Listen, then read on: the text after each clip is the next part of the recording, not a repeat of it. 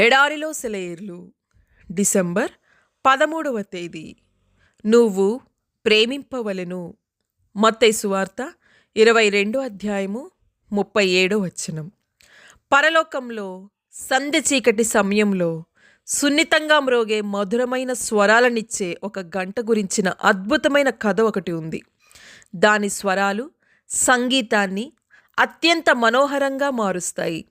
కానీ తమ హృదయాలను పాపమంతటి నుండి, ప్రేమించలేని స్వభావం నుండి, ఇతర కోరికల నుండి విడుదల పొందిన వారికి మాత్రమే అది వినబడుతుంది. ఇది కేవలం ఒక పురాణ కథ మాత్రమే. భూమిపైనున్న ఏ మనిషి కూడా పరలోకపు గంటల చప్పుడు వినలేడు. కానీ వినయ మనస్కులైన వారు వినగలిగే ఒక మధురమైన సంగీతం ఉంది.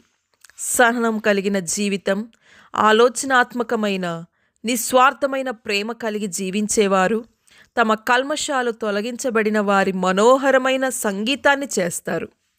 దయగల కార్యం నుండి వచ్చే అంగీకారాన్ని అనుభవించే హృదయం ఆత్మ ఆకలి తీర్చుకునే మధురమైన సంగీతానికి మించింది మరొకటి లేదని గ్రహిస్తుంది. మరొకరి జీవితాన్ని మధురంగా మార్చడంలో, ఒక సహోదరుని నిరాశ నుండి విడిపించడంలో ఆత్మ దాని ఉన్నత పురోగతిని, దివ్యమైన దీవెనను కనుగొంటుంది. మరొకరి ప్రయోజనం కొరకు జీవించే జీవితమే జీవించదగినది. అలా జీవించడం ద్వారా వచ్చే జీవితం వర్షం తర్వాత వచ్చే ఇంద్రధనస్సు లాంటిది. దేవదూతలు జాలి, కనికరం కొరకు తగినవారు కాదు. ఎందుకంటే వారికి మానవ జీవితం గురించి ఏమీ తెలీదు.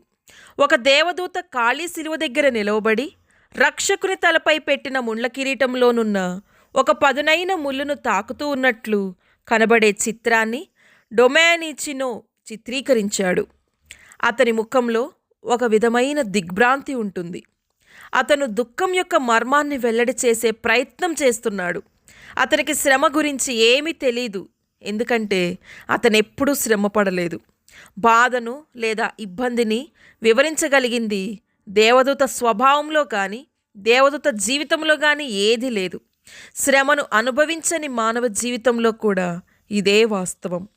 మనం ఆదరించేవారిగా ఉండాలంటే మన స్వభావం అనుభవాలతో నిండి ఉండాలి.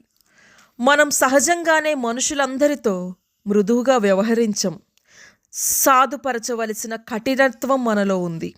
ఇతరుల మనోభావాలను పట్టించుకోకుండా ఎంతమంది హృదయాలు బాధపడ్డాయో మర్చిపోయి భారాన్ని మోయడానికి మనం సముచితంగా ఉంటాం.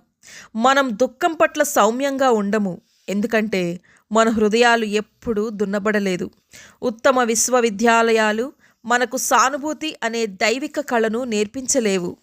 మనకు మనమే అంధకారపు లోయల్లో నడవాలి. అప్పుడు ఇతరులను మనం నడిపించగలం. మనం ఖచ్చితంగా ఒత్తిడిని అనుభవించాలి, భారాలను మోయాలి, వ్యక్తిగతంగా బాధలను అనుభవించాలి. అప్పుడే మనం ఇతరుల బాధలను అర్థం చేసుకోగలుగుతాం. జీవితంలో ఒత్తిడి గుండా, అవసరతల గుండా వెళుతున్న వారికి సహాయాన్ని అందించగలుగుతాం. దేవుడి మాటలను దీవించునుగాక. ఆమేన్.